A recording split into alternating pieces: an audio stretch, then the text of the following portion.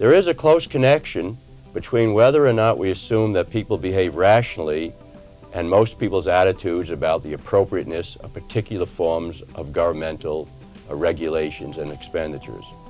Let me just give a couple of examples from areas that I have studied. One of the most difficult issues in the crime area is to decide how well we can deter crime with various types of punishments. Take the very controversial issue of capital punishment. Most people would be in favor, I believe, of capital punishment if they believe that capital punishment greatly reduced the number of murders committed. Similarly, most people would be opposed to punishment if they believe that the deterrent effect of punishment was minimal.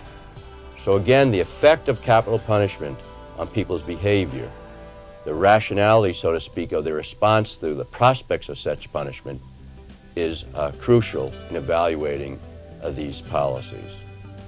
A similar importance to incentives is in current policy toward the use of drugs.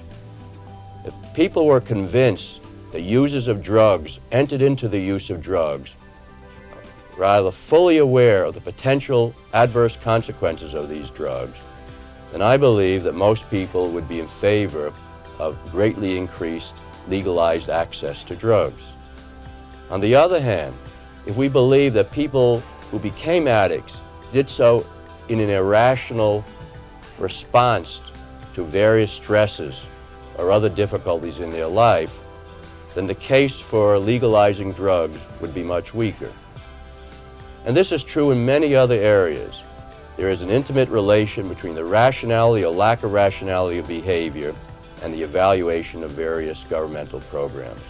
So my interest in understanding society at these points intersects with one interest that I also have in trying to evaluate governmental programs.